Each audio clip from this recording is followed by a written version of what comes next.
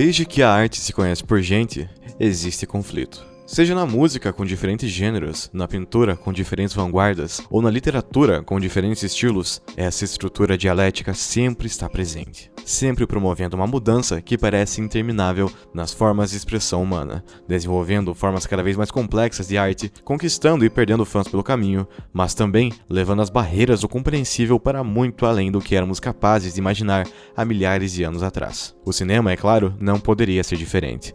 A sétima arte não está isenta de conflito.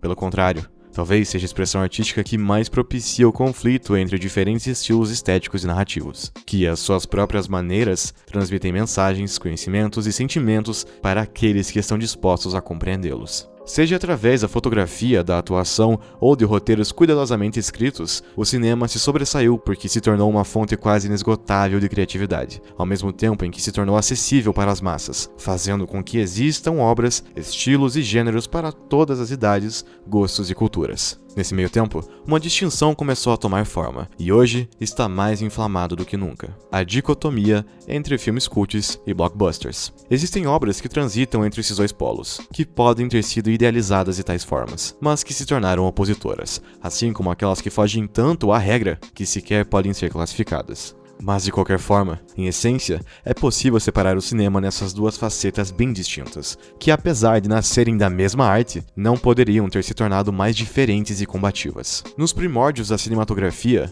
desde as obras dos irmãos Lumière, Méliès, ou entre as primeiras vanguardas europeias, tudo era muito experimental. Isso explica o surgimento de tantas formas diferentes de se criar histórias, alternando desde aspectos técnicos como as filmagens, fotografia e ambientação, até estruturas narrativas e estéticas, que em consequência foram gerando as vanguardas europeias que manifestavam diferentes expressões cinematográficas de suas respectivas culturas e épocas. Se tratava de um cinema experimental não por escolha, mas sim por necessidade. Como essa nova expressão de arte ainda recém-engatinhava, não era possível fazer uma distinção entre um cinema mais inteligente e artístico do popular. Tudo era popular, mas ao mesmo tempo tudo era experimental. Fosse porque todo o cinema ainda estava nessa fase de testes, ou porque o público ainda estava disposto a consumir de tudo.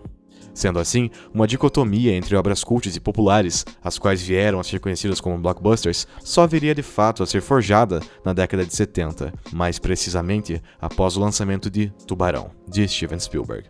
Considerado o primeiro filme de caráter intencionalmente comercial, o primeiro grande trabalho do cineasta contribuiu para inúmeros campos do cinema, como o uso de animatrônicos, efeitos especiais e na evolução do gênero do terror/horror. Mas também foi o primeiro a receber uma extensa campanha de marketing, direcionada a fazer com que as pessoas fossem até as salas de cinema e fizessem com que o seu estúdio lucrasse. Após isso, muitos vieram com a mesma premissa, dando ênfase para o entretenimento popular e não para o senso crítico. E como sabemos, o resto é história.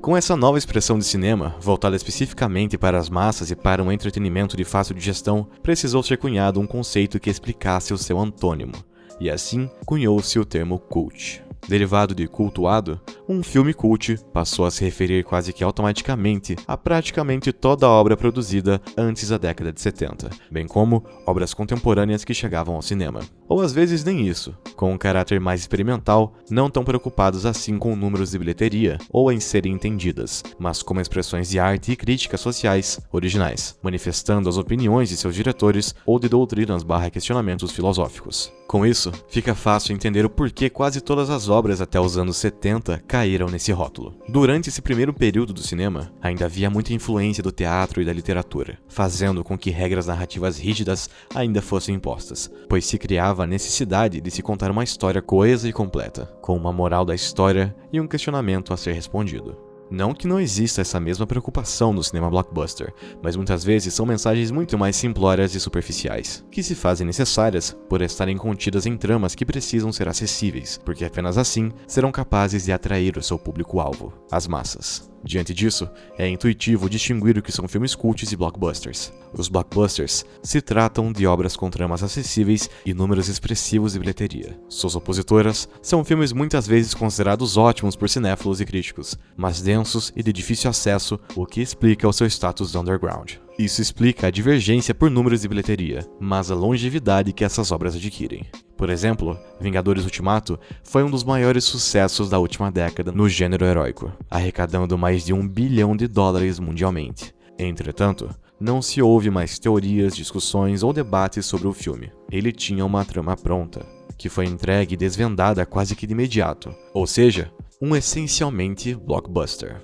Na contramão, Watchmen, do mesmo gênero, foi uma obra com marketing enxuto e bilheteria menos expressiva ainda. Mas mesmo passados 13 anos desde seu lançamento, ainda se ouvem teorias, discussões e debates sobre a sua trama, personagens, filosofia e mensagem. Em suma, se trata de uma obra cultuada, com fãs assíduos que não deixarão que ela caia no esquecimento. De um ponto de vista puramente analítico, é fácil cair na tentação de dizer que filmes cult são melhores do que blockbusters. Obras cultuadas costumam receber melhores avaliações de críticos, são indicadas com mais frequência para premiações e permanecem na mente por mais dias após serem assistidas. Mas negar o valor das obras populares seria negar o valor do cinema como um todo.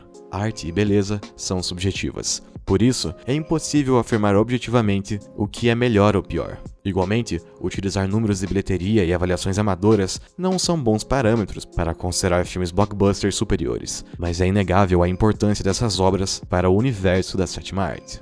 Sem filmes populares, não haveria grandes estúdios interessados em financiar obras alternativas, ou mesmo clamor por obras que desafiam esse status quo. Em outras palavras, caso não houvesse o cinema popular, obras cultas perderiam seu sentido, simplesmente porque o conflito entre esses dois, que sempre foi o que fez com que o cinema caminhasse, deixaria de existir. Reconhecer a grandeza do cinema é mais do que apenas torcer pelo seu filme ou gênero favorito, mas reconhecer as qualidades do que não é pessoalmente apreciado. Um clássico cult é como uma culinária exótica. Pode demorar algum tempo até o paladar se acostumar e interpretar de forma correta os estímulos que recebe. Da mesma forma, o cinema blockbuster pode parecer comum e superficial demais, mas não é possível viver de reflexão e intelectualismo o tempo todo. O entretenimento e o lazer são componentes importantes para uma vida saudável. Ambos têm seus defeitos e qualidades. Enquanto um polo usa fórmulas cada vez mais manjadas para atrair o seu público e ter altas bilheterias, apresentando filmes que, mesmo inovando em alguns aspectos, parecem a mesma história, o outro se destaca por enredos cheios de sentido, metáforas e duplas interpretações, que, embora tragam boas reflexões, tendem a apresentar temas dramáticos e soluções diferentonas demais, dando origem a obras tão artísticas que às vezes acabam apenas engrandecendo o ego dos cultos e afastando públicos em potencial. Beneficiar um estilo em detrimento do outro seria o mesmo que hierarquizar o cinema, e consequentemente toda a sua cultura. Não existe cultura melhor ou pior. Existem vieses, entretenimentos e gostos mais ou menos intelectuais. Mas não é assistir um filme que torna uma pessoa mais ou menos culta. A ascensão dos serviços de streaming e das redes sociais proporcionou acessos de obras desconhecidas a pessoas que jamais imaginariam assistir filmes estrangeiros há poucos anos atrás, mas que hoje recitam obras de Kubrick, Kurosawa e Bong Joon-ho com orgulho.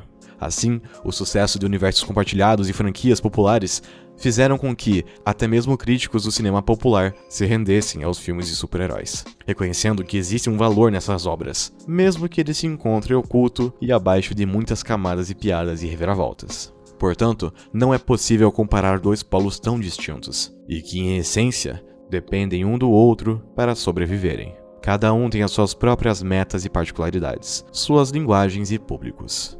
De um lado, existe o entretenimento sem compromisso, enquanto do outro, há a preocupação com o questionamento e a filosofia, sendo no mínimo ignorante afirmar que não estamos todos transitando entre esses dois extremos. O cinema contemporâneo alcançou o status de ser uma arte acessível e diversa, capaz de exibir longas que satisfazem todo tipo de público e gosto. A indústria precisa do comércio para sobreviver, assim como precisa do culto para continuar sendo uma arte. E se depender disso, o conflito sempre existirá.